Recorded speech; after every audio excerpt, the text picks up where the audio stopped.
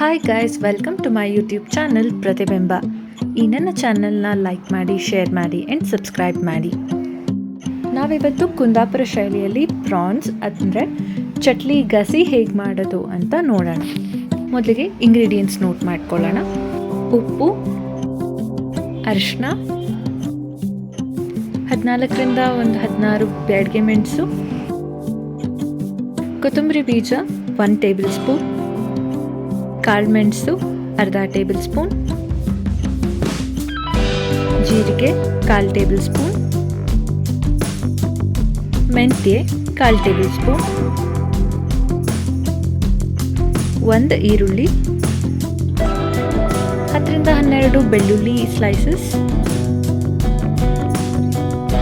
ಅರ್ಧ ನಿಂಬೆಹಣ್ಣಿನ ಸೈಜ್ನಷ್ಟು ಹುಣಸೆಹಣ್ಣು, ಅರ್ಧ ಗೆಡ್ಡೆ ಕಾಯಿ ತುರಿ, 2 ಟೊಮ್ಯಾಟೊ, 3 ಹಸಿಮೆಣಸು, ಅರ್ಧ kg ಆಗುವಷ್ಟು ಕ್ಲೀನ್ ಮಾಡಿರುವಂಥ ಚಟ್ನಿ. ಮೊದಲಿಗೆ ಒಂದು ಪಾತ್ರೆಯಲ್ಲಿ ಕ್ಲೀನ್ ಮಾಡಿರುವಂಥ ಚಟ್ನಿಗೆ ಸ್ವಲ್ಪ ಅರಿಶಿನ ಹಾಕಿ ಮತ್ತು ಉಪ್ಪು ಸೇರಿಸ್ಕೊಂಡು ಚೆನ್ನಾಗಿ ಮಿಕ್ಸ್ ಮಾಡಿ ಸೈಡಲ್ಲಿ ಎತ್ತಿಟ್ಕೊಳ್ಳೋಣ. ಅದಾದಮೇಲೆ ಒಂದು ಕಾವಲಿ ಬಿಸಿ ಆದ ನಂತರ ಮಸಾಲೆನ ಡ್ರೈ ರೋಸ್ಟ್ ಮಾಡ್ಕೊಳ್ಳೋಣ. ಫಸ್ಟು ಬ್ಯಾಡಗೆ ಮೆಣಸು ಹಾಕಿ ಚೆನ್ನಾಗಿ ರೋಸ್ಟ್ ಮಾಡ್ಕೊಳ್ಳೋಣ.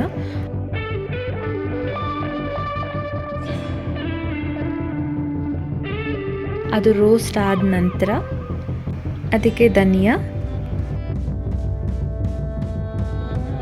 ಕಾಳುಮೆಣಸು, ಜೀರಿಗೆ, ಮೆಂತ್ಯ ಹಾಕಿ ಚೆನ್ನಾಗಿ ರೋಸ್ಟ್ ಮಾಡ್ಕೊಳ್ಬೇಕು.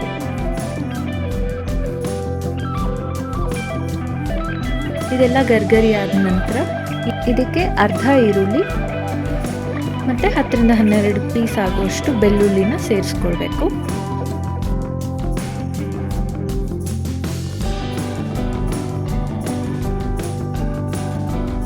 ಈರುಳ್ಳಿ ಬೆಂದ ನಂತರ ಅರ್ಧ ಗೆರೆಯಷ್ಟು ಕಾಯಿ ತುರಿ ಸೇರಿಸ್ಕೊಳ್ಳೋಣ.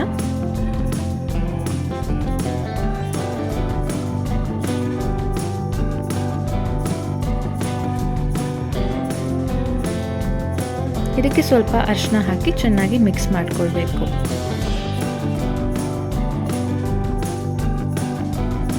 ಇದನ್ನು ನಾನು ಇನ್ನೊಂದು ಪ್ಲೇಟಿಗೆ ಟ್ರಾನ್ಸ್ಫರ್ ಮಾಡ್ಕೊತಾ ಇದ್ದೀನಿ. ಸೊ ದ್ಯಾಟ್ ಇದು ತಣ್ಣದ ಮೇಲೆ ನಾನು ಇದನ್ನು ಮಿಕ್ಸರಿಗೆ ಹಾಕ್ಕೊಂಡು ಫೈನ್ ಪೇಸ್ಟ್ ಮಾಡ್ಕೊತೀನಿ.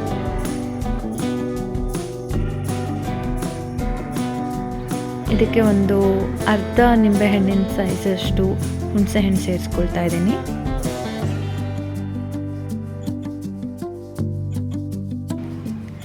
ಇದನ್ನೆಲ್ಲ ಈಗ ಒಂದು ಮಿಕ್ಸರಿಗೆ ಹಾಕ್ಕೊಂಡು ಫೈನ್ ಪೇಸ್ಟ್ ಮಾಡ್ಕೊಳ್ಬೇಕು.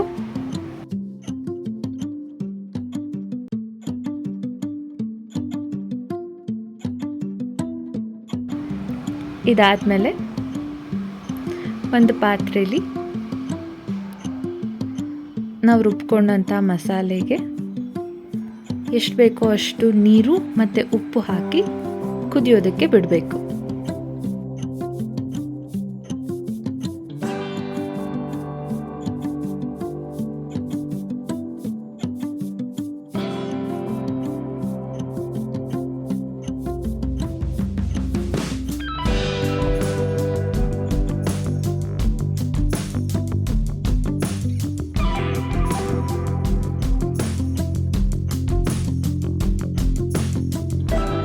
ಮಸಾಲೆ ಚೆನ್ನಾಗಿ ಕುದ್ದ ನಂತರ ನಾನಿವಾಗ 2 ಟೊಮ್ಯಾಟೊ, 3 ಹಸಿಮೆಣಸು ಹಾಗೆ ಅರ್ಧ ಈರುಳ್ಳಿ ಕಟ್ ಮಾಡಿಕೊಂಡು ಈ ಕುದೀತಾ ಇರೋ ಸಾರಿಗೆ ಹಾಕ್ಕೊಳ್ತೀನಿ.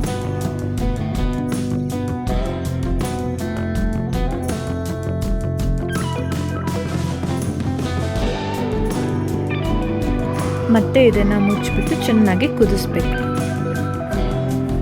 ಮಿನಿಮಮ್ ಒಂದು 15ರಿಂದ 20 ನಿಮಿಷ ಕುದಿಸ್ಬೇಕಾಗತ್ತೆ. ಮಸಾಲೆಗೆ ಚಟ್ಲಿ ಸೇರಿಸ್ಕೊಳ್ಳೋಕ್ಕಿಂತ ಮುಂಚೆ ಉಪ್ಪು ಚೆಕ್ ಮಾಡ್ಕೊಳ್ಳಿ. ಇನ್ ಕೇಸ್ ಕಡಿಮೆ ಇದ್ದರೆ ಅದಕ್ಕೆ ಉಪ್ಪು ಸೇರಿಸ್ಕೊಳ್ಳಿ.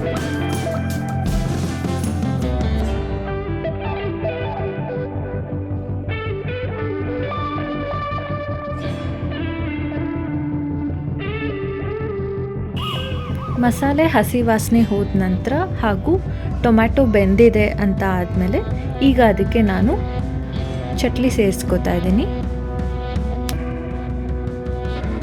ಮತ್ತು ಇದನ್ನು ಒಂದು 15ರಿಂದ 20 ನಿಮಿಷ ಅಂದರೆ ಚಟ್ಲಿ ಬೇಯೋ ತನಕ ಚೆನ್ನಾಗಿ ಕುದಿಸ್ಕೋಬೇಕು.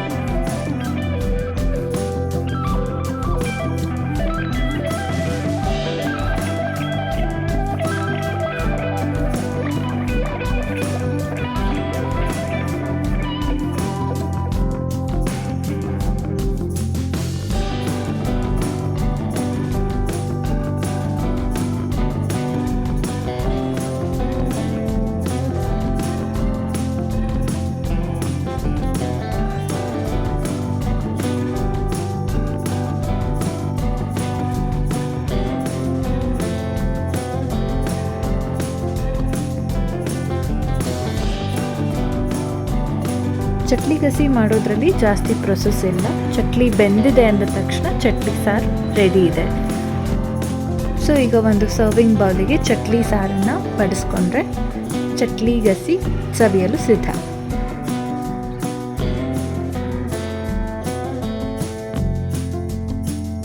Thank you.